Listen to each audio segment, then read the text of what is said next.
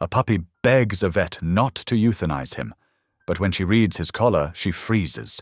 What she finds isn't just a name, it's a clue that changes everything.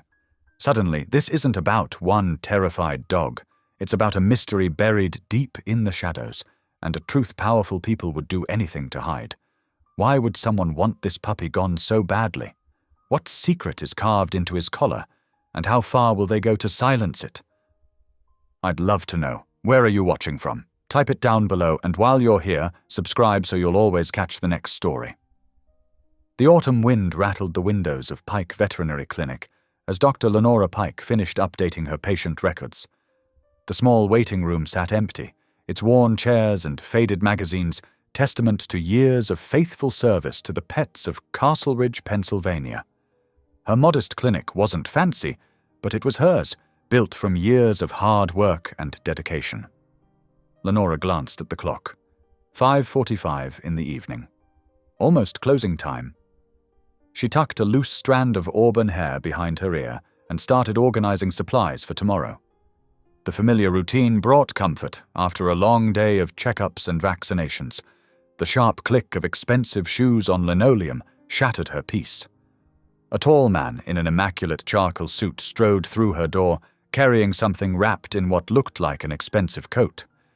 His gaunt face and cold eyes made Lenora instinctively straighten her spine. Dr. Pike. His voice was smooth as polished marble. I'm Silas Dree, attorney for Castleridge Quarry. I require your services immediately. He laid his bundle on her exam table, pulling back the fabric to reveal a battered German Shepherd puppy. The poor creature couldn't have been more than 6 months old. Deep scratches marked its muzzle, and dried blood matted its fur. Lenora's heart clenched. What happened? This animal attacked several workers at the quarry. Dree stated flatly. It needs to be put down immediately. The puppy's eyes met hers, not with aggression, but with a desperate pleading that made her throat tight. Something wasn't right here. I'll need to examine him first, Lenora said, keeping her voice steady despite her growing unease. And I'll need proof of ownership before performing any procedures. Dree's lip curled slightly. The dog is quarry property. Here are the relevant documents. He pulled a folder from his briefcase and thrust it at her. Lenora pretended to study the papers while her gentle hands moved over the trembling puppy. No sign of aggression. If anything, the dog pressed closer, seeking comfort. The injuries looked defensive rather than offensive. These wounds need treatment before we discuss anything else, she said firmly. That won't be necessary. Just handle the euthanasia now. Dree checked his expensive watch. I have other appointments. As Lenora cleaned the scratches, her fingers found something beneath the matted fur, a collar nearly hidden. She carefully turned the metal tag, and her heart stopped. There, engraved in familiar handwriting, was an emergency contact. Deacon Pike, 55-50187. Her brother's name. Her missing brother's name. The room seemed to tilt sideways. Deacon had vanished 3 months ago after raising concerns about safety violations at the quarry where he worked as an inspector. The police claimed he'd simply left town, but Lenora had never believed it. Now here was his name on a supposedly dangerous dog from the very place he'd disappeared from. Is there a problem, Dr. Pike? Dree's voice had gained an edge. Lenora forced her hands to stay steady. I won't euthanize a healthy animal without proper cause. These injuries need treatment, and I see no evidence of dangerous behavior. I'll need to keep him for observation. That's unacceptable. Dree stepped closer, his tall frame looming over her. The dog is quarry property. You have no right to refuse. Actually, I do. As a licensed veterinarian, I'm required to act in the animal's best interest. I won't put down a healthy puppy without clear justification. She met his cold stare. If you'd like a second opinion, I'm happy to refer you to another clinic. Something dangerous flickered in Dree's eyes. You're making a mistake, Dr. Pike. One you may regret. He gathered his coat and briefcase. I'll be back tomorrow. I suggest you reconsider your position. The threat in his voice was unmistakable. He turned sharply and strode out, leaving Lenora alone with the trembling puppy and the horrifying implications of what she'd discovered. Her hands shook as she stroked the dog's head. "It's okay, sweet boy. You're safe now." The puppy licked her palm, his trust breaking her heart. Lenora's mind raced. This couldn't be coincidence. Deacon had been investigating something at the quarry, something serious enough to make him disappear. Now here was his name, hidden on a puppy they desperately wanted destroyed. What had her brother discovered? And what had this innocent animal witnessed? She checked the clinic's locks and drew the blinds, suddenly aware of how exposed she felt. The puppy pressed against her leg, offering comfort even in his own distress. Together, they shared the weight of a mystery that had just become far more personal and dangerous than either could have imagined. Looking down at the dog's trusting eyes, Lenora made a silent promise, to him and to her missing brother. She would protect this puppy, and maybe in doing so, she would finally discover what had happened to Deacon. Whatever Silas Dree and the quarry were hiding, she wouldn't let them silence another innocent victim. The autumn wind continued to rattle the windows as darkness fell, but Lenora stood firm in her quiet clinic, a lone figure of resistance against forces she was only beginning to understand. The puppy's warm presence at her side reminded her that sometimes the smallest creatures could carry the biggest secrets, and that doing the right thing often meant taking the hardest path. She gently cleaned and bandaged the puppy's wounds, her medical training providing a steady anchor amid the storm of questions in her mind. Tomorrow would bring new challenges and likely more threats from Silas Dree. But for tonight, she had saved one life and found one clue to her brother's disappearance. It would have to be enough. The fluorescent lights hummed overhead as Lenora's hands trembled, the metal collar feeling impossibly heavy in her grasp. Deacon's name stared back at her, those familiar letters etched into the steel bringing a flood of memories. Summer afternoons fixing cars in their parents' driveway, shared jokes over greasy diner food, the proud smile on his face when she graduated veterinary school. Then came the darker memories. Their last argument 2 years ago, his warnings about the quarry that she'd dismissed as paranoia, the terrible silence after he vanished. "Dr. Pike?" Tamsin O'Keefe's gentle voice broke through her spiral of thoughts. Her veterinary technician stood in the doorway, red gold hair pulled back in a practical ponytail, worry creasing her freckled face. "Are you okay? You look like you've seen a ghost." "It's..." Lenora's voice cracked. She cleared her throat and tried again. "It's Deacon. His name, it's right here on the collar." Tamsin crossed the room in quick strides, her sturdy work boots squeaking against the linoleum. She peered at the engraving, then at the trembling puppy huddled in the corner of the exam room. "Your brother? The one who disappeared?" "Yes." Lenora ran her fingers through her hair, a nervous habit from childhood. "I don't understand. How could his name be on this dog's collar? He's been gone for months." The puppy, who they'd started calling Rook because of his glossy black and white coat, whimpered softly. His dark eyes followed their movements with an intelligence that seemed beyond his young age. "Let's examine him properly," Tamsin suggested, already gathering supplies. "Maybe we'll find more clues." Together, they approached Rook carefully. Despite his earlier trauma, he didn't shy away from their touch. If anything, he seemed eager for gentle handling, pressing his head into Lenora's palm. "Poor baby," Tamsin cooed, running expert hands along his ribs. "No broken bones, thank goodness. But look at this. There's some kind of residue under his collar." Lenora leaned in closer. Sure enough, traces of adhesive stuck to the fur around Rook's neck, as if surgical tape had recently been removed. "That's odd. And look at this." She pointed to a fine metallic dust that sparkled in his black fur. "I've seen this before. It's quarry dust. Deacon used to come home covered in it." "Dr. Pike," Tamsin hesitated. "You don't think...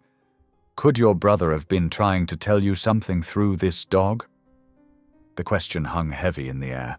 Lenora remembered Deacon's last phone call, his voice tight with worry as he talked about safety violations at the quarry. She'd told him to go through proper channels, to stop looking for conspiracies. Now she wondered if she should have listened harder. As evening settled over Castle Ridge, they finished treating Rook's wounds and settled him into a comfortable kennel. But the puppy grew increasingly restless as night fell, pawing at the gate and whining. "Maybe he needs to go out?" Tamsin suggested, though they'd already walked him earlier. Lenora clipped a leash to his collar, and immediately Rook pulled toward the clinic's front door with surprising strength. Outside, the autumn air carried the distant rumble of trucks from Castle Ridge Quarry. Rook's ears perked up at the sound, and he strained toward the highway that led to the quarry's entrance. "Whoa, easy boy," Lenora murmured, but Rook was determined. He planted his paws and looked back at her with an almost human expression of urgency. When she didn't move, he barked, not the high-pitched puppy yip she expected, but a sharp, purposeful sound. "He wants to go that way," Tamsin observed, zipping up her jacket against the chill. "And look how he reacts to the quarry sounds. He knows something." Lenora watched Rook pull towards the highway again, his whole body trembling with purpose. The metallic dust in his fur caught the streetlight, glinting like tiny stars. Her brother's name pressed against her palm where she gripped the collar. "Deacon was trying to expose something at the quarry," she said slowly. "Something dangerous enough to make him disappear. What if?" She swallowed hard. "What if Rook is the key to finding out what happened to him?" Tamsin squeezed her shoulder. "Then we follow where he leads us. But carefully. That lawyer gave me the creeps, and if the quarry's involved—" Rook barked again, more insistent this time. His eyes reflected the determination Lenora remembered in her brother's face. Whatever secrets lay hidden in the depths of Castle Ridge Quarry, this brave little dog seemed determined to reveal them. They spent the next hour walking the clinic's perimeter, noting how Rook's behavior changed depending on their direction. Any time they faced away from the quarry, he grew agitated. When they turned toward it, his posture became alert, focused, as if receiving signals only he could detect. Back inside, Lenora examined the collar again under better light. Besides Deacon's name, she found tiny scratches that might have been deliberate marks. "Tamsin, look at this. These aren't random. They're too regular." Tamsin leaned close, her breath fogging the metal. "Like some kind of code, maybe? Your brother was good with machines, right? Could he have left a message?" "He taught me some basic Morse code when we were kids," Lenora admitted. "Said it might come in handy someday. I thought he was being dramatic, but now—" They spent another hour trying to decipher the marks, while Rook watched them with those knowing eyes. Every few minutes he'd glance toward the window facing the quarry, as if drawn by an invisible thread. The surgical tape residue bothered Lenora most. Someone was monitoring him, she realized, maybe attaching something to his collar. But why? And how did Deacon get involved? Could they be using dogs to check for something in the quarry? Tamsin wondered. Their sense of smell, maybe? The suggestion triggered a memory of one of Deacon's last conversations. He'd mentioned concerns about gas levels in the deeper tunnels, worried about proper ventilation. "Dogs can detect methane," Lenora said slowly. "And other dangerous gases, if the quarry was cutting corners on safety measures." Rook's ears perked up at her words. He padded over and pressed his nose against her hand, as if confirming her theory. The gesture was so deliberate, it sent chills down her spine. "We need to be careful," Tamsin warned. "If that lawyer comes back—" "I know." Lenora scratched behind Rook's ears, feeling the trust in how he leaned against her leg. "But I can't ignore this. Not again. Last time I dismissed Deacon's warnings, he disappeared. I won't make the same mistake twice." They made plans to research the quarry's recent history, to document everything they observed about Rook's behavior.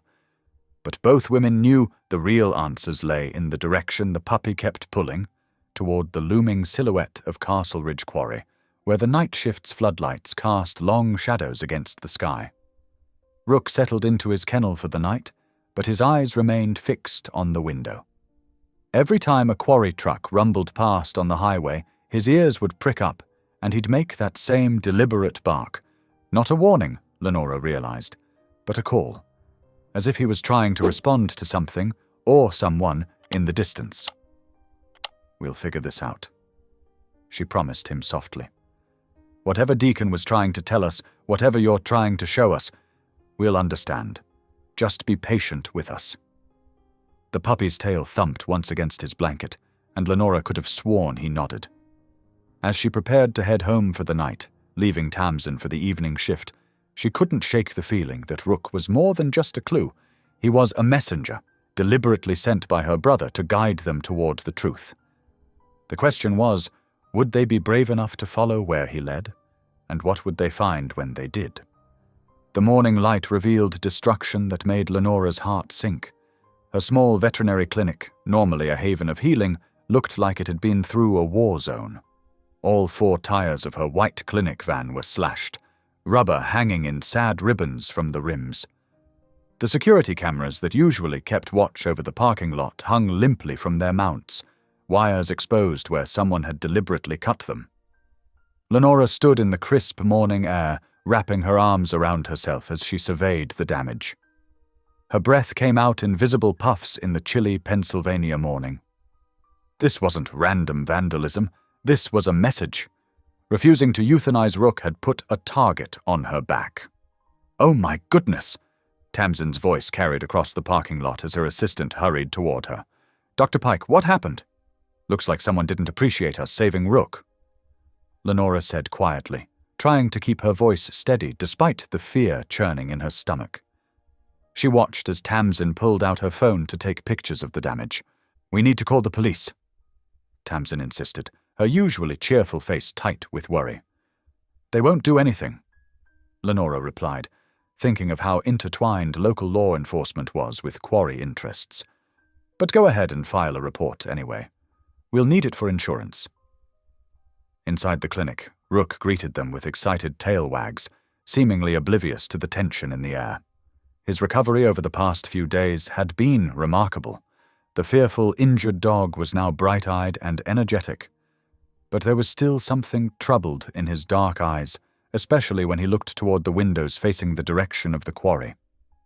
Throughout the morning, Lenora tried to focus on her appointments, vaccinations for the Thompsons' new puppy, dental work on Mrs. Garcia's elderly cat, but her mind kept drifting to the vandalism, to Silas Dree's cold eyes and veiled threats, to her brother Deacon's name etched inside Rook's collar. During their lunch break, Rook became increasingly agitated, pacing by the back door and whining. "What is it, boy?" Lenora asked, setting aside her barely touched sandwich. The dog's behavior reminded her of how he'd pulled toward the quarry that first night. "Maybe he needs to go out?" Tamsin suggested, but Lenora shook her head. "This is different. He wants to show us something." Making a decision, Lenora grabbed Rook's leash. "Can you handle the afternoon appointments if I'm not back?" "Of course, but—" Tamsin bit her lip. "After what happened to the clinic, maybe you shouldn't go alone." "I'll be careful," Lenora promised, though her heart was racing. "Keep your phone close. I'll call if I need anything." The autumn afternoon was overcast as Lenora followed Rook's determined path toward the quarry. The dog moved with purpose, stopping occasionally to make sure she was following. They skirted the main entrance, where heavy trucks rumbled in and out, carrying loads of limestone. Instead, Rook led her along the perimeter fence, through scrubby brush that pulled at her jacket. They came to a stop near a concrete drainage culvert set into the hillside. Rook began scratching frantically at the rusty metal grate covering its opening, letting out soft whines of distress. "Careful, boy," Lenora murmured, kneeling beside him. That's when she heard it, a faint sound carrying from deep within the culvert. Her blood ran cold as she recognized the distinct sound of barking, muffled but unmistakable. Getting closer, she pressed her ear to the grate. More barks echoed up from below, not just one dog, but several. The sound made her skin crawl. How many animals were trapped down there? With trembling fingers, she pulled out her phone and started recording video, making sure to capture the location and the clear sound of multiple dogs barking. This wasn't just about Rook anymore. This was evidence of something much darker happening beneath the quarry's surface. Back in her car, Lenora's hands shook as she dialed animal control. She had to report this. There were laws about this sort of thing. When Deke Hollister's gruff voice answered, she tried to keep her tone professional despite her racing heart. "This is Dr. Pike from Pine Valley Veterinary. I need to report multiple dogs being held in unsafe conditions at Castle Ridge Quarry. I have video evidence of—" "Now hold on there, Dr. Pike." Hollister cut her off, his voice carrying a warning note. "Are you telling me you were trespassing on quarry property?" "I was outside the fence," Lenora said firmly. "The drainage culvert is on public land." "There are dogs trapped underground. I can hear them clearly in the video." "Underground?" Hollister's laugh was harsh. "Doc, I think maybe you've been working too hard. Drainage systems make all kinds of weird echoes. Besides, we did a full inspection of the quarry facilities last month. Everything's up to code." "But if you'd just come listen—" "Look," he cut her off again. "I appreciate you trying to do your civic duty and all, but I can't be chasing down every little noise someone thinks they heard.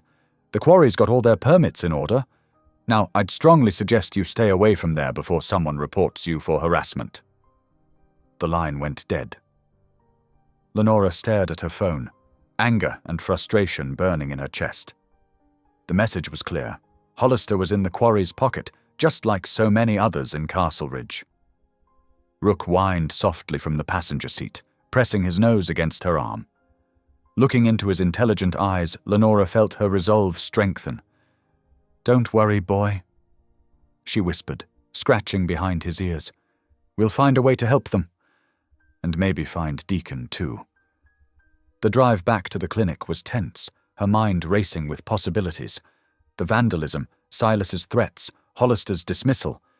It all pointed to a coordinated effort to keep people away from whatever was happening at the quarry. But why use dogs underground? What were they trying to hide?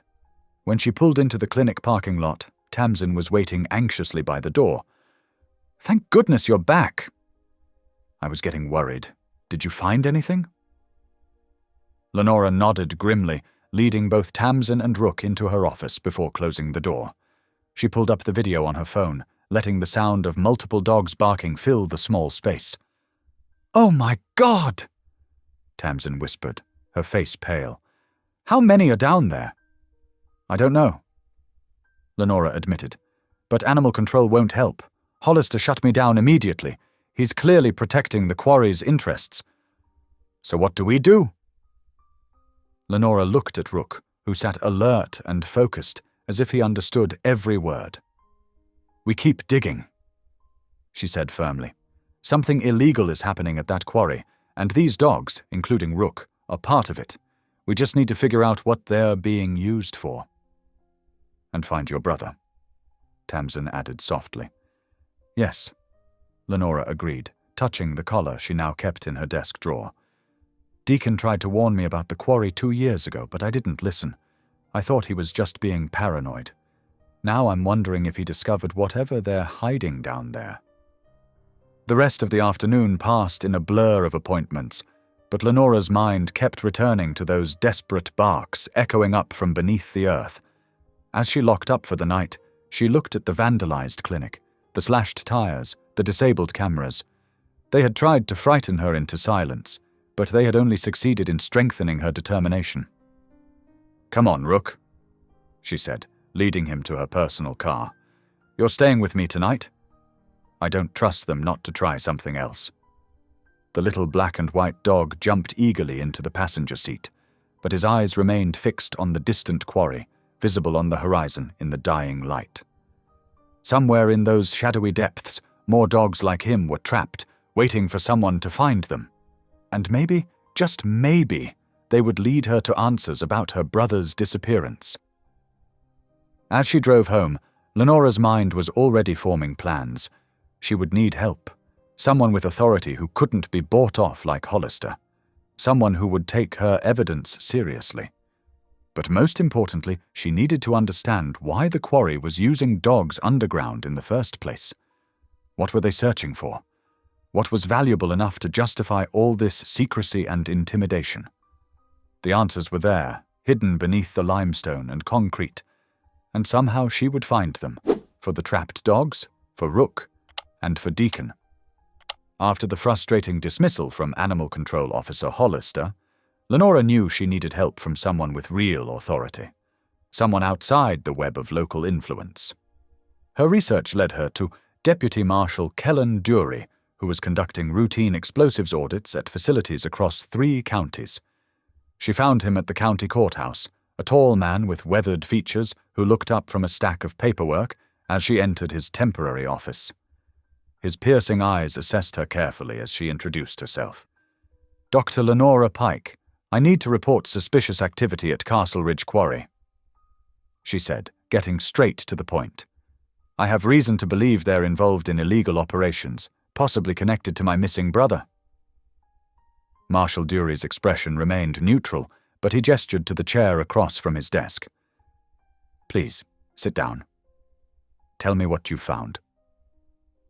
For the next 20 minutes, Lenora laid out everything.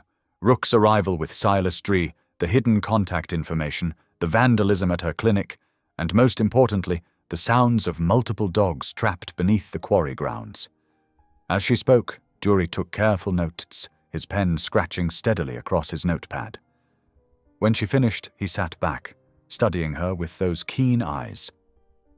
"Dr. Pike, these are serious allegations. The quarry's operations fall under federal oversight due to their explosives use. But I need more than barking sounds to launch a formal investigation." "My brother worked there as a safety inspector," Lenora pressed. "He disappeared 3 months ago after raising concerns about their practices. Now I find a dog with his information hidden on its collar? That can't be coincidence." Dury's expression softened slightly. "Off the record, I've noticed some irregularities in their explosives documentation, numbers that don't quite add up, but procedure requires solid evidence before I can act." He leaned forward, lowering his voice. "Be careful, Dr. Pike. If what you suspect is true, these people won't hesitate to protect their interests. Document everything. Get photos if you can. But watch your back." Lenora left the courthouse both frustrated and determined. While Dury seemed honest, she couldn't wait for bureaucratic wheels to turn. Every night those dogs spent underground was another night of suffering. And if Deacon was involved somehow, time might be running out. That evening she called Tamsin. "I need your help tonight. It's dangerous, and I won't hold it against you if you say no." "Are we breaking into the quarry?" Tamsin asked without hesitation. "Because I've already got dark clothes laid out and my phone charged for pictures." Lenora felt a rush of gratitude for her friend's loyalty. "You're sure about this? Those dogs need us. And if your brother's caught up in whatever's happening there, we need to find out. What's the plan?" They met at 11 o'clock, parking Tamsin's car well away from the quarry's main entrance. Both wore dark clothes and carried powerful flashlights, plus Lenora's medical bag in case they found injured animals. The night was moonless, perfect for staying hidden. They made their way to the drainage culvert where Rook had led them earlier. The metal grate covering the maintenance shaft was heavy, but together they managed to shift it aside just enough to squeeze through. The tunnel beyond was cramped, forcing them to crouch as they moved forward. "This feels like the start of every horror movie ever," Tamsin whispered, her voice echoing slightly in the confined space. "Just keep thinking about the dogs," Lenora replied, though her own heart was pounding. The beam of her flashlight revealed pipes running along the walls and occasional junction boxes. They followed the sound of running water, moving deeper into the earth. After what felt like hours but was probably only 20 minutes, the tunnel opened into a larger maintenance chamber. Multiple corridors branched off, and the air carried a distinct animal smell, the unmistakable scent of multiple dogs in an enclosed space. They followed their noses down one of the passages, moving as quietly as possible. The barking grew louder, accompanied by whimpers and the rattling of metal cages. Finally, they emerged into what looked like an abandoned storage area that had been converted into a makeshift kennel. The sight stopped them both cold. At least 15 dogs were crammed into cages meant for much smaller numbers. The animals were clearly terrified, some cowering at the back of their enclosures while others barked desperately at their presence. The space was lit by a single bare bulb, casting harsh shadows across the concrete floor. "Oh, God!" Tamsin breathed, her face pale in the dim light. "What are they doing with them?" Lenora moved closer to examine the dogs, her veterinary training taking over. Most showed signs of surgical procedures, shaved patches, healing incisions, places where samples had clearly been taken. But why? What kind of testing required hiding dogs underground? As they documented the scene with phone cameras, Lenora's light fell on a workbench against one wall. Among scattered tools and medical supplies, something caught her eye, a torque wrench with distinctive blue grip tape wrapped around the handle. Her hands shaking, she picked it up and turned it over. There, engraved on the metal in her brother's precise handwriting, "D. Pike, keep your hands off." "Tamsin," she called softly, her voice thick with emotion. "Look at this." "It's Deacon's. He always marked his tools this way. He was here. Recently." The proof of her brother's presence made everything suddenly, terrifyingly real. He hadn't simply disappeared. He'd discovered something here, something involving illegal animal testing, something worth threatening and possibly harming people to keep secret. "We need to document everything," Lenora said, forcing herself to focus. "The dogs, the tools, any paperwork we can find. Marshal Dury needs to see all of it." They spent the next 30 minutes photographing every detail of the underground kennel. Lenora's mind raced with questions. How were they getting the dogs in and out? Where was Deacon now? What was worth going to such lengths to hide? "We should go," Tamsin finally whispered. "We've got what we came for, and I really don't want to meet whoever runs this place." Lenora nodded reluctantly. As much as it pained her to leave the dogs, they couldn't help them without backup. But she made a silent promise to every frightened face, watching them from behind bars. "We'll be back. We'll get you out of here." They retraced their steps through the maintenance tunnels, moving faster now that they knew the way. Every distant sound made them freeze, hearts pounding as they waited to be discovered. But they made it back to the drainage culvert without incident, replacing the grate behind them. Only when they were safely back at Tamsin's car did Lenora let herself really breathe. Her hands were shaking as she pulled out her phone, already composing a message to Marshal Dury. The photos wouldn't be enough to explain everything, but they were a start. Proof that something very wrong was happening beneath Castle Ridge Quarry. And most importantly, proof that her brother had been there. Deacon's torque wrench was solid evidence that he'd discovered these hidden kennels. Whatever he'd learned had put him in danger, but at least now she knew she was on the right track. "What do you think they're doing to those dogs?" Tamsin asked as they drove away, her voice still shaky. "I don't know," Lenora admitted, "but those were surgical marks on them. Someone's conducting some kind of tests." And Deacon found out about it. She clutched her phone tightly. "At least now we have evidence. Marshal Dury will have to act on this." As they drove through the dark streets of Castle Ridge, Lenora's mind kept returning to those frightened dogs in their underground prison. And to her brother's tool, left behind like a breadcrumb for her to follow. She was getting closer to the truth. But she couldn't shake the feeling that time was running out. The beam of Lenora's flashlight swept across the underground kennel, illuminating row after row of cages.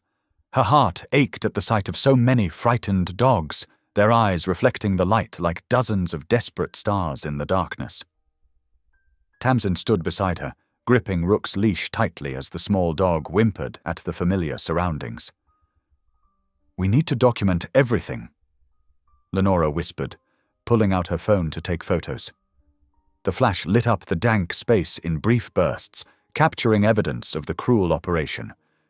She moved methodically, photographing each cage, each scared animal, and the scattered equipment that pointed to her brother's presence. Her hands trembled as she picked up Deacon's torque wrench, its worn handle bearing his distinctive markings. The tool was solid proof he had been here, working in these tunnels. But where was he now? The quiet was suddenly broken by the scuff of boots on stone.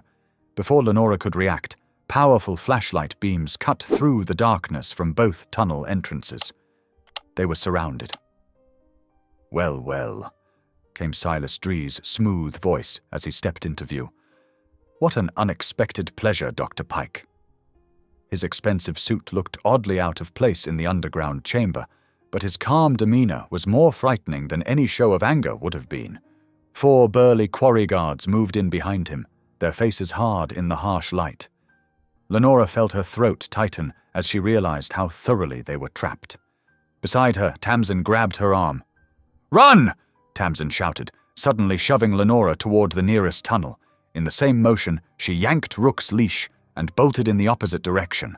The guards hesitated for a crucial moment, unsure which group to chase. Lenora stumbled forward, her flashlight beam dancing wildly across the rock walls. Heavy footsteps pounded behind her as she ran, her breath coming in ragged gasps. A hand seized her jacket, yanking her backward. She struggled, twisting to break free, but another guard grabbed her arms. Through the chaos, she caught a glimpse of Tamsin and Rook, disappearing down the far tunnel, at least 2 guards in pursuit. "Bring her here," Silas commanded, his voice echoing off the stone walls. The guards dragged Lenora back to the kennel chamber, forcing her to her knees on the cold ground. Her phone had been knocked from her hand in the struggle, its screen now dark and silent. "I must admit you've been more persistent than we anticipated," Silas said, pacing slowly in front of her. "Just like your brother." He couldn't leave well enough alone either. "Where is he?" Lenora demanded, fighting to keep her voice steady. "What have you done with Deacon?" One of the guards laughed, a harsh sound that bounced off the walls. "Old Deacon!" He got boxed in by his own tunnel. Poetic, ain't it? Silas shot the guard a sharp look, but his lips curved in a cold smile. Mr. Pike made some unfortunate choices. He stuck his nose where it didn't belong, asked too many questions about our operation here. The dogs were just the beginning, you see. We needed their sensitive noses to detect gas pockets, to make sure our special blasting work wouldn't cause any unexpected reactions. "You were using them like canaries in a coal mine," Lenora said, disgust rising in her throat. "And when they got too sick or injured to work, we disposed of them efficiently," Silas finished, "until your brother discovered our methods and threatened to report us. He was very concerned about the animals' welfare." His tone dripped with mockery.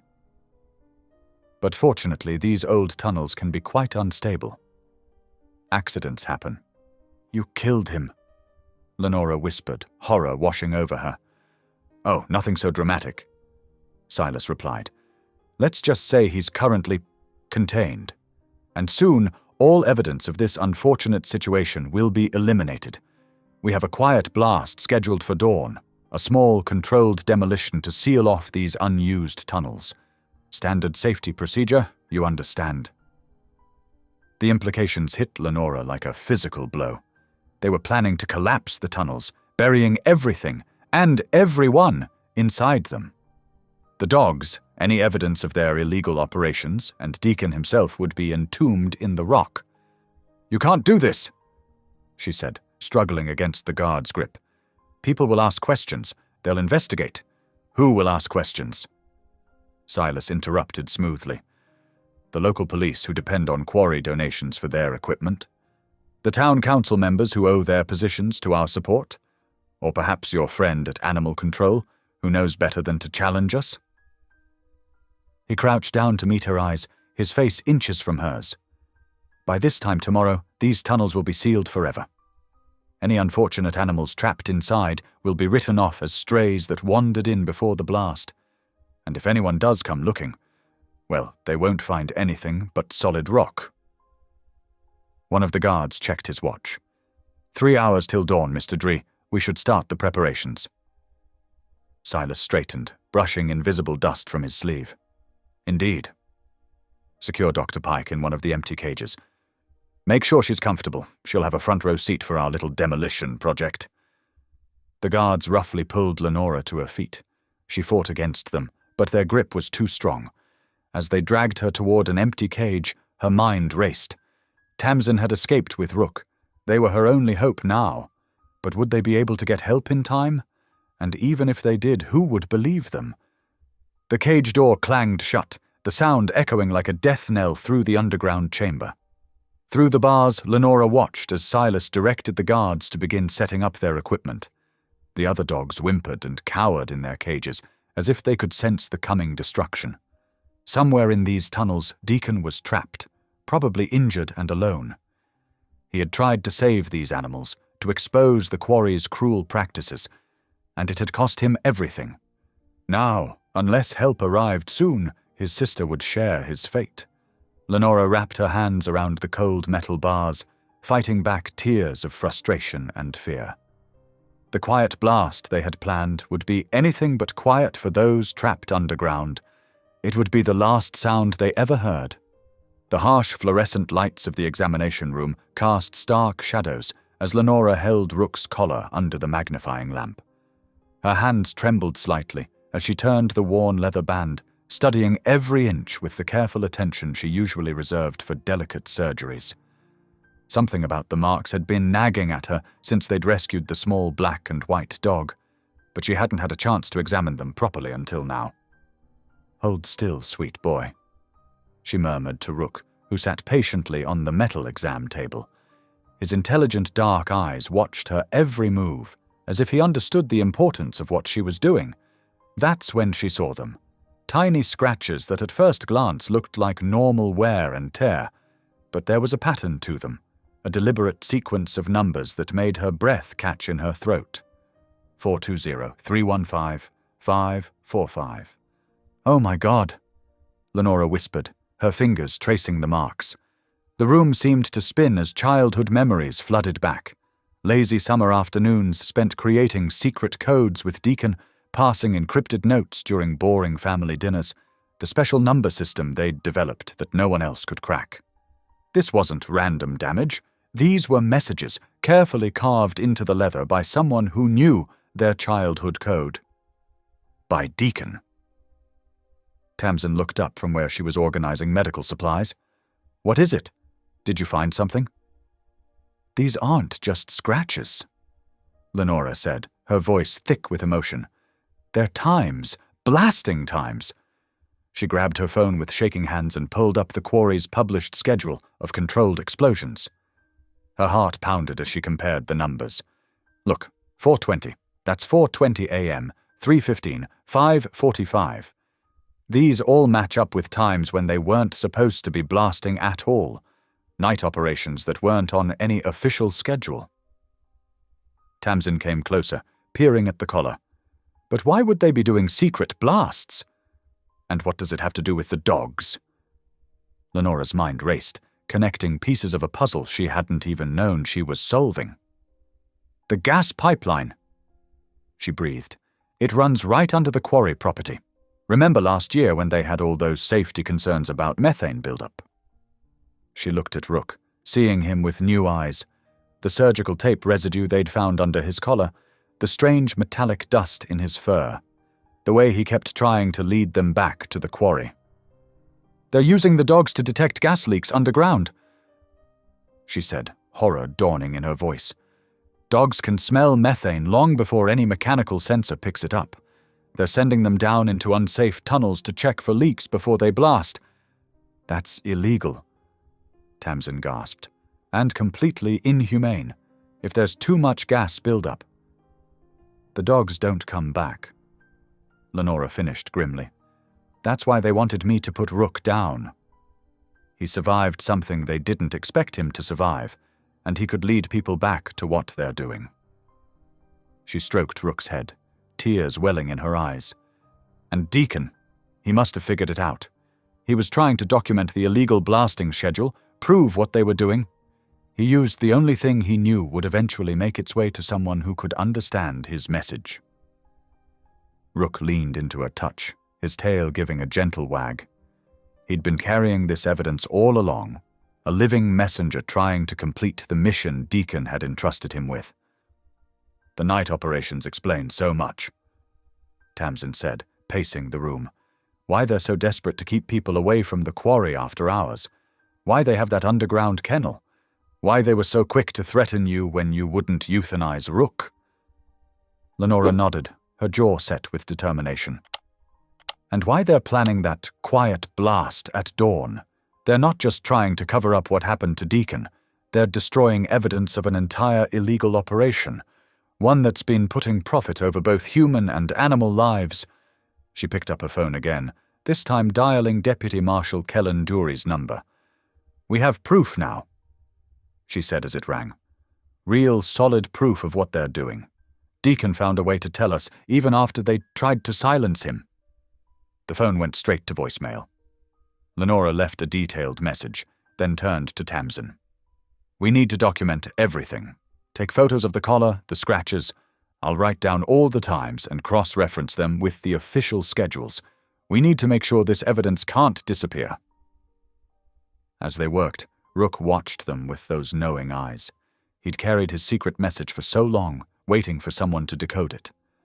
Now finally, Deacon's warning would be heard. For the next hour, they carefully photographed and documented every mark on the collar. Lenora's veterinary training proved invaluable as she noted every detail with clinical precision. They created multiple copies of everything, storing them in different locations, both digital and physical. "Look at this pattern," Lenora said, pointing to a particular sequence of scratches. "These dates line up perfectly with when the pipeline inspection company reported unusual pressure fluctuations. They were blasting right next to active gas lines, probably causing microfractures." Tamsin shuddered. "One wrong move and that whole area could have gone up. All those houses nearby." "That's why Deacon couldn't let it go," Lenora said softly. "He knew it wasn't just about the dogs. The whole community was at risk." She thought about her brother, alone in those tunnels, desperately trying to gather evidence while watching helpless animals being sacrificed for corporate greed. The weight of his isolation hit her hard. How many nights had he worked alone, knowing he couldn't trust anyone at the quarry? How long had he searched for a way to get the truth out before they caught him?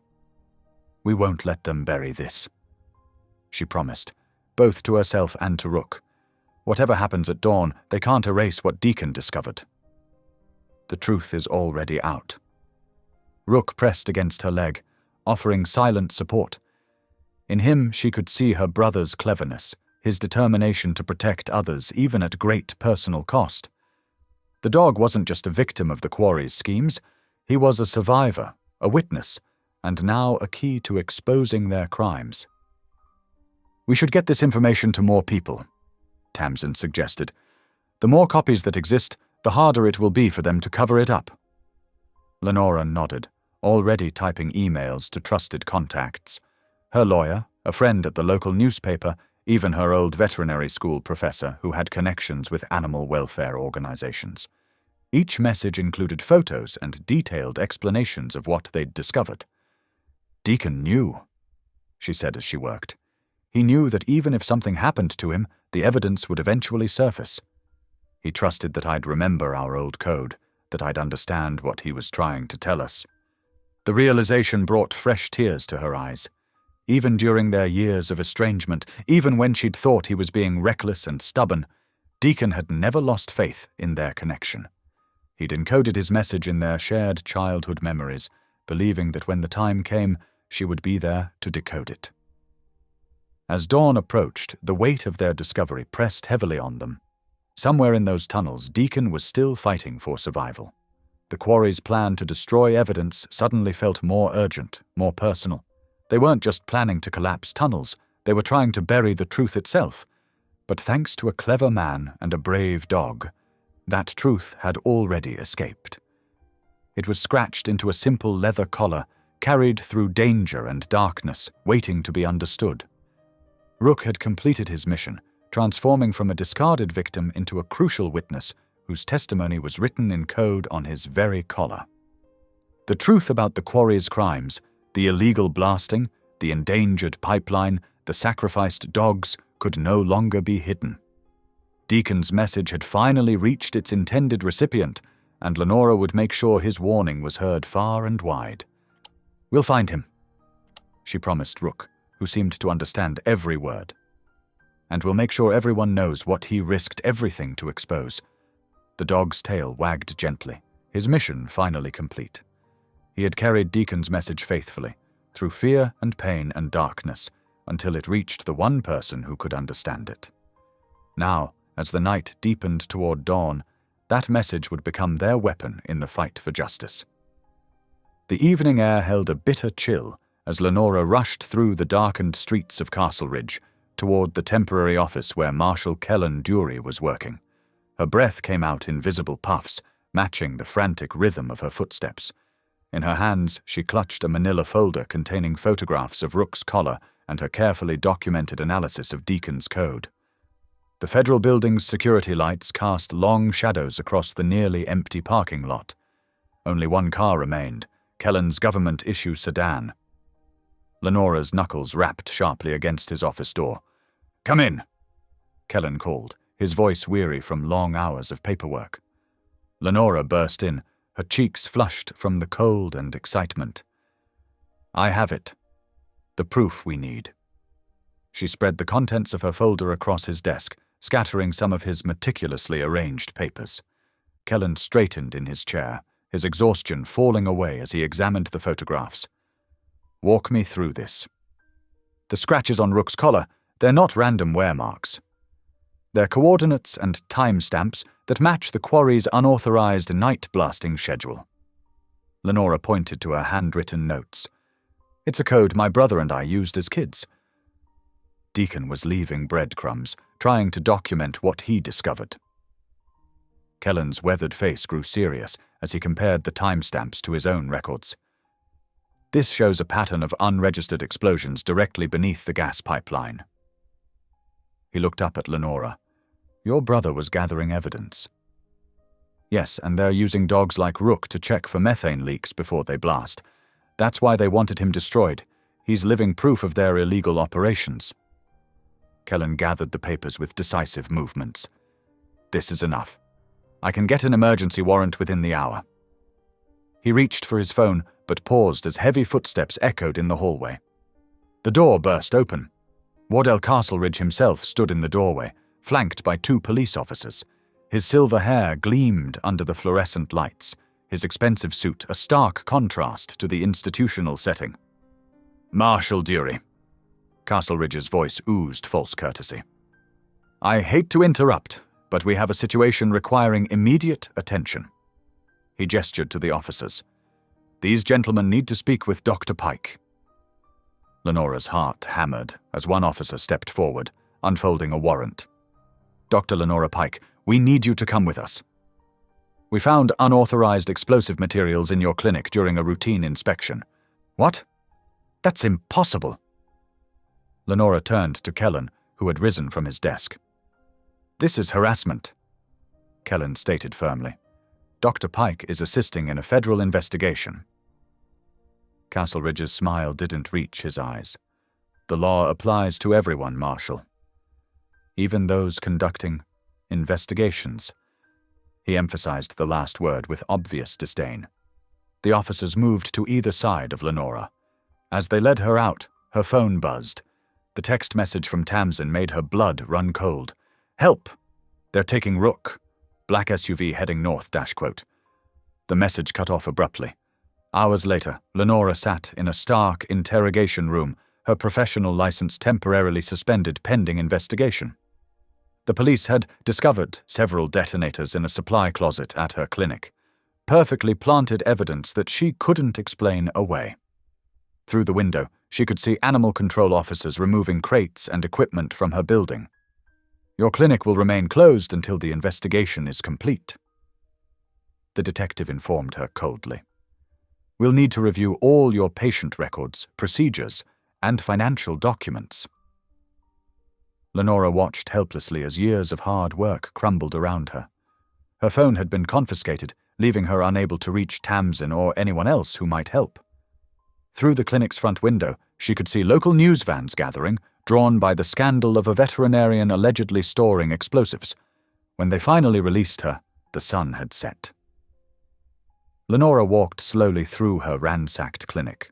Drawers hung open, papers scattered across the floor.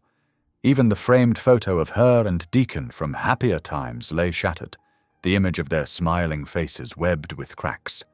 She sank into her office chair, surrounded by the ruins of her life's work. The weight of everything crashed down at once. Deacon was still missing, possibly dead. Tamsin and Rook had been taken. Her professional reputation lay in tatters.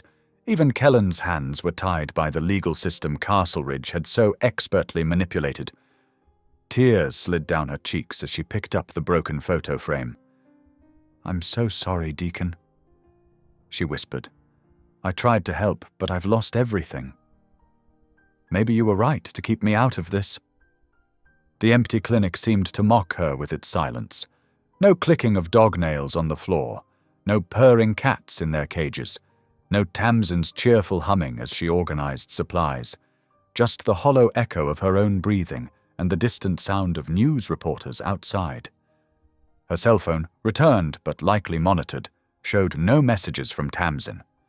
Calls went straight to voicemail. The police had dismissed her concerns about the text message, suggesting Tamsin had simply quit without notice, a common enough occurrence in veterinary clinics. Lenora curled up in her chair, feeling smaller and more alone than she had since the day Deacon disappeared. The quarry had won. They had taken everything from her, piece by piece, until nothing remained but broken dreams and unanswered questions. Outside, the lights of the news vans cast rotating shadows through her window. Tomorrow, her face would be splashed across local papers, her reputation destroyed. Parents would withdraw their pets from her care. The business she'd built with years of dedication would wither away. But worse than any professional damage was the knowledge that she had failed the ones who needed her most. Deacon had reached out through Rook, leaving her clues, trusting her to understand. Tamsin had believed in her, followed her into danger without hesitation. Rook had found his way to her doorstep, carrying messages of hope and truth. Now they were all gone. The night deepened around her as she sat in her darkened office, surrounded by the wreckage of her life. The proud Dr. Lenora Pike, who had once sworn to protect and heal, couldn't even protect those closest to her. She found herself staring at the empty kennel where Rook had stayed, remembering his intelligent eyes and the way he'd looked at her with such trust. The kennel door swung slightly in the draft, its hinges creaking, a lonely sound in the empty clinic. Her phone's screen lit up with a news alert. Local veterinarian under investigation for explosives. Castleridge Quarry spokesperson expresses concern for public safety. Lenora closed her eyes, letting the phone clatter to her desk. The quarry had orchestrated her downfall with surgical precision, using the very system she'd trusted to protect her. Every attempt she'd made to expose their crimes had only tightened their noose around her neck. The night stretched endlessly before her, full of shadows and silence. Somewhere out there, Tamsin and Rook were being held against their will. Somewhere, Deacon's fate remained a mystery. And here she sat, stripped of her authority, her credibility, and her ability to help any of them. For the first time since this all began, Lenora felt truly defeated. The weight of her failure pressed down on her chest until she could barely breathe. She had tried to stand up to Castleridge's empire of corruption, and they had swatted her aside like an annoying insect. The sound of raindrops beginning to fall against the windows seemed to echo her despair. Each drop was another reminder of how completely alone she had become. The clinic, once a place of healing and hope, now felt like a tomb for her dreams. She thought of all the animals she'd helped over the years, the lives she'd saved, the families she'd made whole again. Now those same families would look at her with suspicion and distrust. The morning news would paint her as a dangerous criminal, and who would believe her side of the story? The rain intensified, drumming against the roof. Lenora remained motionless in her chair, surrounded by the debris of her shattered life, facing the darkest night of her soul.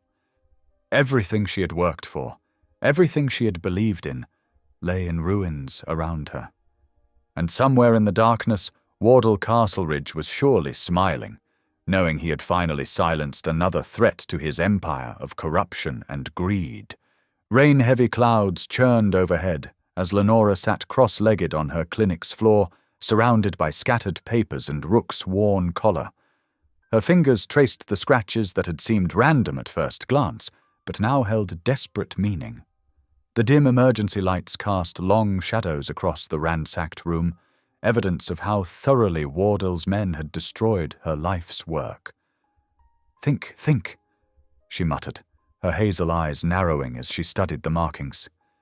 Something about them tugged at her memory, not just the code she and Deacon had used as children, but the pattern itself. The numbers weren't just coordinates, they formed a path. Thunder rumbled in the distance as Marshal Kellen Dury stood at the window, his tall frame silhouetted against the darkening sky. "We're running out of time," he said quietly. "Dawn's in 4 hours." Lenora barely heard him. Her mind raced back 25 years to hot summer days when she and Deacon would explore the old mining tunnels their grandfather had helped dig. There was one passage in particular, one their parents had forbidden them to enter. "That's it!" She jumped to her feet, startling Kellen. "These aren't just random tunnel numbers. Deacon's pointing us to the Morgan shaft." Kellen turned from the window, his weathered face showing confusion. "The what?" "It's an old maintenance tunnel, abandoned in the 1970s. Lenora's words tumbled out as she grabbed her jacket. "Our grandfather helped dig it. It connects to the newer quarry system, but it's not on any official maps. That's why we couldn't find it in the records." Understanding dawned in Kellen's eyes. A way in they wouldn't expect.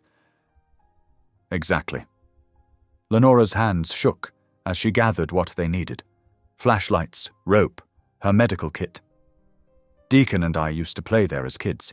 He's telling us where to find him." Kellen checked his service weapon and grabbed his radio. "You're sure about this?" "If we're wrong." "I'm sure." Lenora met his gaze steadily. "Deacon knew I'd recognize the pattern. It's the same way we used to mark our secret paths when we were young." They hurried out to Kellen's SUV just as the first fat raindrops began to fall. The storm was moving in faster now, matching the urgency in Lenora's heart. Somewhere in those tunnels, Tamsin was being held captive, and Deacon, her stubborn, principled brother, might still be alive. The drive to the quarry's outer fence took 15 minutes that felt like hours. They parked in a sheltered grove where the trees would hide their vehicle. Lightning flickered across the sky as they gathered their gear. "The entrance is this way," Lenora whispered, leading Kellen through thick undergrowth. The rain was steady now, making the ground treacherous. Behind that old equipment shed. They found the shaft entrance exactly where Lenora remembered, a narrow opening partially hidden by decades of vegetation. The rusty door creaked as they pulled it open, revealing stone steps descending into darkness. "Ladies first," Kellen offered with a grim smile, handing her a flashlight. Lenora took a deep breath and started down. The air grew cooler with each step, carrying the musty scent of damp stone and old timber. Their flashlight beams caught glimpses of support beams, their wood dark with age but still solid. "Grandfather always said they built these tunnels to last," Lenora murmured. "The new ones are all about quick profit." They moved as quickly as they dared, following Deacon's coded directions. Left at the fork, right at the collapsed section, down the sloping passage where water trickled along the walls. The sound of rain faded, replaced by their careful footsteps and the occasional distant rumble of thunder. After 20 minutes of tense progress, they reached a junction where the old tunnel merged with newer quarry workings. Modern electrical conduit ran along the ceiling, and the walls showed fresh tool marks. "We're getting close," Lenora whispered. "The kennels should be just ahead." A sound made them freeze, voices echoing from somewhere nearby. Kellen motioned for silence and drew his weapon. They crept forward, following the voices to a partially open metal door. "Just a matter of time now." The speaker was male, unfamiliar. Boss says we start the sequence at 4 a.m. sharp. What about the girl? Another voice asked. The vet tech? Same as the rest. No loose ends. Lenora's heart clenched. Tamsin was alive, but they had to hurry. She felt Kellen touch her shoulder, gesturing for her to wait as he eased forward to peer through the gap in the door. He turned back, holding up 3 fingers. 3 guards. Then he pointed left and made a walking motion with his fingers. They were moving away. Once the voices faded, they slipped through the door into a wider tunnel. Industrial lights cast harsh shadows across metal support beams and coils of heavy cable. The air here was different, tinged with the sharp smell of explosives and machinery. A muffled sound drew their attention to a side passage. Lenora's flashlight beam revealed a familiar figure, slumped against the wall, hands bound behind her back. Tamsin! Lenora rushed forward as Kellen covered their rear. Her friend's face was bruised, but her eyes were alert and angry. Lenora quickly removed the gag while Kellen cut the ropes. They're going to blow it all, Tamsin gasped as soon as she could speak. But Deacon, he's alive! He's been sabotaging their equipment, delaying them. He's in the main chamber. Where? Lenora demanded. Through there. Tamsin pointed down another passage. But hurry. They've got charges set everywhere. Kellen helped Tamsin to her feet. Can you walk?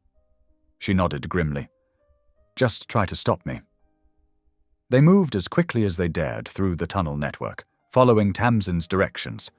The main chamber opened up before them, a vast space filled with drilling equipment and stacks of explosives. And there, working frantically at a control panel, was a familiar, broad-shouldered figure. Deacon! Lenora's voice cracked with emotion. He spun around, his face showing a mix of joy and terror. Len, no, you shouldn't be here. His clothes were filthy, his dark hair streaked with dust and blood from a head wound, but his eyes were clear and determined. Neither should you! She shot back, running to embrace him. We're getting you out. Not yet. He pulled back, gesturing to the complex array of wires and timers he'd been working on. I've been resetting their detonation sequences, buying time, but I can't stop it completely. This whole section is rigged to collapse. Kellen stepped forward, assessing the situation with professional calm. How long? Maybe 20 minutes before the failsafes kick in. Deacon's hands were steady as he continued working. I've rerouted what I could to minimize the damage, but when it blows, then we need to move, Kellen said firmly. Now! A noise from the tunnel entrance made them all turn. Footsteps were approaching, multiple sets, moving quickly. Hide! Deacon hissed. They barely made it behind a stack of equipment before 3 men entered the chamber, led by Silas Dree. The attorney's expensive suit was incongruous in the underground setting, but his face showed pure malice. Check those timers, he ordered. Pike's been too quiet. I don't trust... He stopped as his phone rang. Even from their hiding place, they could hear Wardell Castleridge's voice, sharp with anger. Start it now, the quarry owner demanded. The feds are moving in topside. We can't wait for dawn. But, sir, the sequence isn't... Now, Dree! That's an order. Silas's face hardened. Yes, sir. He gestured to his men. Start the primary charges. We're doing this ahead of schedule. Lenora felt her brother tense beside her. If they trigger the main sequence early, he whispered, the whole tunnel network could come down at once. The gravity of the situation hit her like a physical blow. They were out of time. Kellen made a quick decision. He stepped out from behind the equipment, weapon raised. Federal Marshal, everyone freeze! Chaos erupted. Silas dove for cover as his men reached for weapons. Kellen's first shot took down one guard, but the other got off a wild burst of gunfire that sent them all scrambling. Deacon launched himself toward the control panel. Cover me! I have to stop the sequence! Lenora and Tamsin stayed low, moving to flank the remaining guard, while Kellen exchanged fire with Silas. The attorney was pinned down, but kept shooting, his expensive pistol leaving bright muzzle flashes in the dim chamber. Got it! Tamsin had found a length of pipe and swung it hard, catching the second guard in the back of the knees. He went down with a cry of pain, but Silas had used the distraction to reach the secondary control panel. His finger stabbed down on a red button before Kellen's shot could reach him. A deep rumble shook the chamber. Dust and small stones began raining down from the ceiling. "No!" Deacon's hands flew across the controls. "He's triggered the emergency collapse sequence. We have less than 10 minutes. "Everyone out!" Kellen ordered, keeping his weapon trained on Silas and the wounded guards. "Move!" They ran for the exit tunnel, Deacon pausing only long enough to grab a handful of crucial wiring from the control panel. The rumbling grew louder, and somewhere in the distance, they heard the first explosions begin. "This way!" Lenora called out, leading them toward the old Morgan shaft. It was their only hope, the original tunnel built to last, not these modern shortcuts. Behind them, Silas's voice echoed with mad desperation. "You'll never make it! This whole place is coming down!" But Lenora refused to believe that. They had found each other again, her brother, her friend, a chance for justice. They would make it. They had to. The tunnel shook harder as they ran, support beams groaning under the strain. The sound of collapsing rock grew closer with each passing second. "Almost there!" Deacon gasped. "The main shaft is just ahead." Time seemed to slow as they raced against the growing destruction. Lenora's world narrowed to the rhythm of their running feet, the harsh breathing of her companions, and the desperate prayer in her heart that they would reach safety in time. The old Morgan shaft beckoned ahead, their last chance for survival as the quarry's deadly secrets began crumbling around them. The stale underground air crackled with tension as Lenora worked frantically to free Tamsin's bonds. Her hands trembled against the rough rope, but determination kept her moving. Deacon leaned heavily against the tunnel wall nearby, his face pale but alert as he studied the maze of wires connected to the explosive charges. Kellen stood guard at the tunnel junction, his flashlight beam cutting through the darkness. The beam caught something metallic, movement at the far end of the passage. His voice cut through the silence. "We've got company." 3 figures emerged from the shadows. Wardell Castleridge in his expensive suit, now dust-covered and disheveled, flanked by Silas Dree and Deke Hollister. All 3 men carried weapons. "Step away from those charges," Wardell commanded, his voice echoing off the stone walls. "You've caused enough trouble."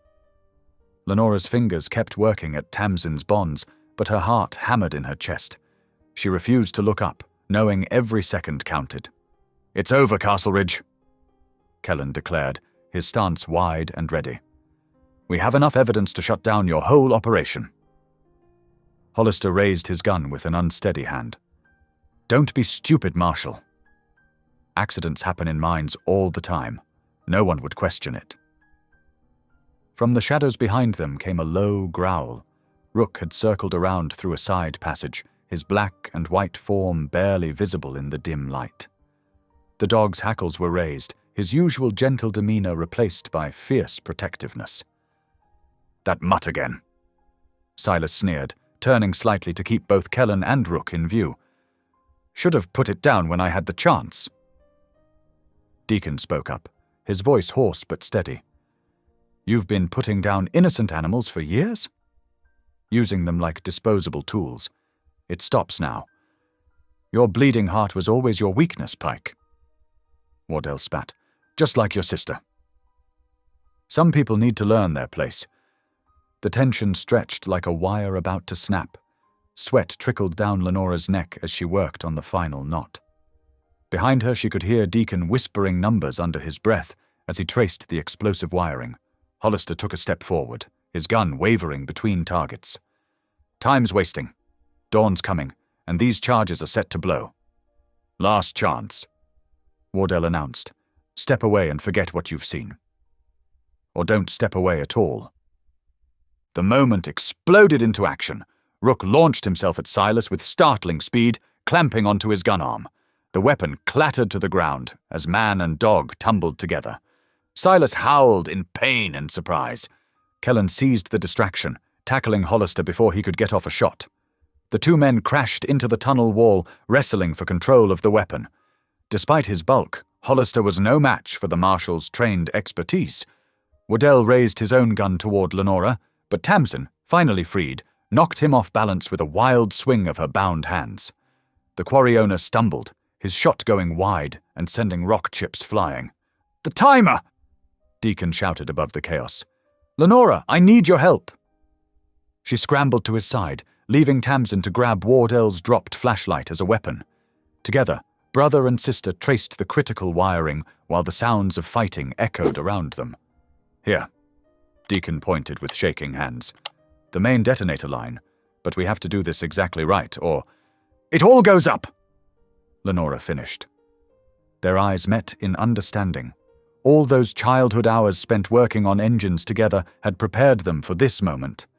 Kellen had Hollister subdued now, the animal control officer's face pressed against the dusty ground as he was cuffed. Rook maintained his grip on Silas, who had stopped struggling and lay whimpering. Only Wardell remained on his feet, looking wildly between his fallen allies and the siblings working on the explosives. "You're making a mistake," he snarled, reaching for something in his jacket. "Those charges are staying armed." Tamsin swung the heavy flashlight again, catching him in the shoulder. Wardell staggered, but kept his footing, pulling out a small remote detonator. "Back away now." "Almost there," Deacon muttered, his fingers steady despite the threat. "Keep him busy." Lenora's hands moved with precision, following her brother's quiet instructions. The wiring was complex but logical, designed to trigger a cascade of explosions that would collapse the tunnels while looking like a natural cave-in. But like any system, it had its weak points. Rook released Silas and turned toward Wardell, teeth bared and growling. The quarry owner's finger tightened on the detonator trigger. "Now, Lenora," Deacon called. She pulled the crucial wire free just as Wardell pressed the button. Nothing happened. The charges remained silent, their destructive potential neutralized. Wardell pressed the trigger again and again, his face contorting with rage. "What did you do?" "Exactly what you taught me not to," Deacon answered, relief evident in his voice. "I learned to care about more than profits." The quarry owner lunged forward with an incoherent cry, but Rook was faster. The dog hit him square in the chest, sending both of them tumbling. The detonator skittered across the ground and disappeared into a crack. Kellen pulled himself up, keeping his knee firmly on Hollister's back. "Dr. Pike, would you say we have enough evidence now?" Lenora looked around the tunnel, at the exposed wiring, the illegally placed charges, the rescued animals still in their cages, and the very much alive witnesses. "More than enough, Marshal." Above them, the first grey light of dawn was visible through the shaft entrance. The tunnel groaned and settled, but held firm. Unlike Wardell's scheme, the old mines had been built to last. "We need to get these dogs out," Tamsin said, already moving toward the cages, "and maybe find some more handcuffs." "Already on it," Kellen replied, pulling a second pair from his jacket while keeping Hollister secured. "Lenora, can you help me with these gentlemen?" She moved to assist, but paused to place a hand on Deacon's shoulder. "Thank you for not giving up. For finding a way to warn us." He covered her hand with his own, managing a tired smile. "Couldn't let them keep hurting innocent creatures. Or my little sister." "I'm not so little anymore," she reminded him, but squeezed his shoulder gently. "No," he agreed. "You're exactly who you need to be." Together, they secured the prisoners while Tamsin and Rook began freeing the caged dogs. The animals' fearful whimpers turned to hopeful whines as they sensed their ordeal was ending. Through the shaft above, dawn painted the rough walls with threads of gold. A new day, breaking over a truth finally exposed. Rook padded over to sit beside Lenora, his tail wagging slightly as she scratched behind his ears. "Good boy," she whispered. "The very best boy." The tunnel groaned again, but it was just the sound of old stone settling, not the devastating collapse Wardell had planned. Like the truth they'd fought to uncover, it would stand firm in the light of day.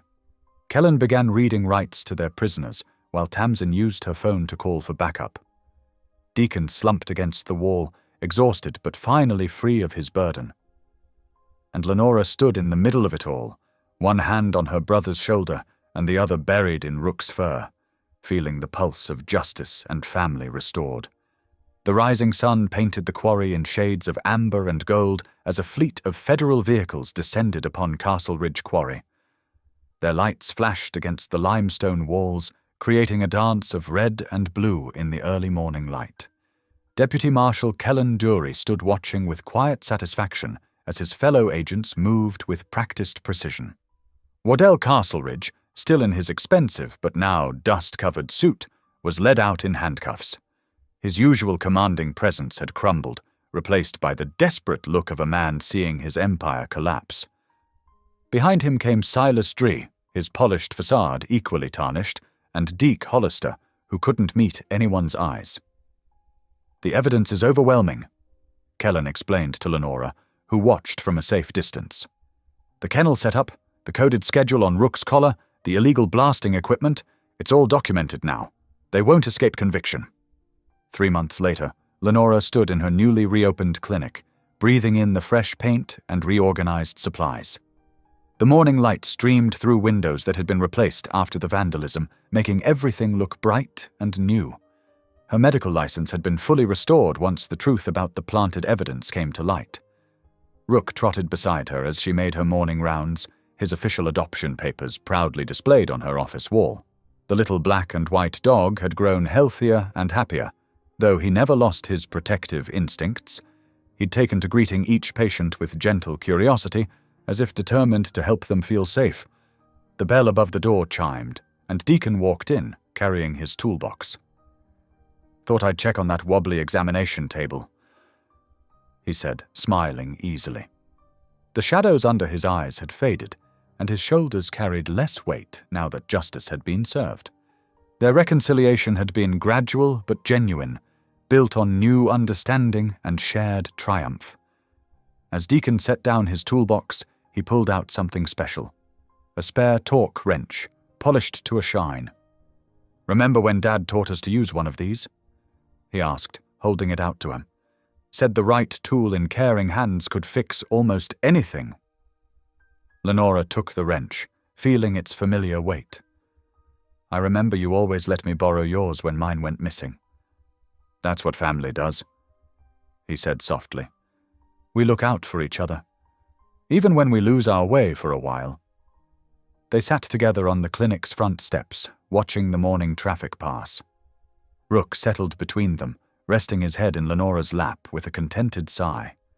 She stroked his ears, remembering how this brave little dog had brought them all together, had helped expose the truth and save lives. "You know," Deacon said, watching Rook's tail thump happily against the step, "sometimes the best new beginnings come from the most unexpected places." Lenora nodded, holding the torque wrench close, a symbol of their restored bond, of family ties mended and strengthened through adversity. With Rook by her side and her brother back in her life, she felt ready for whatever challenges lay ahead. In the warm morning light, surrounded by the pieces of her rebuilt life, Lenora knew she had found more than justice. She had found her way home. Thanks for watching. If any part of this story lingered with you, consider subscribing. I'll be here again tomorrow, sharing another tale that speaks to the soul.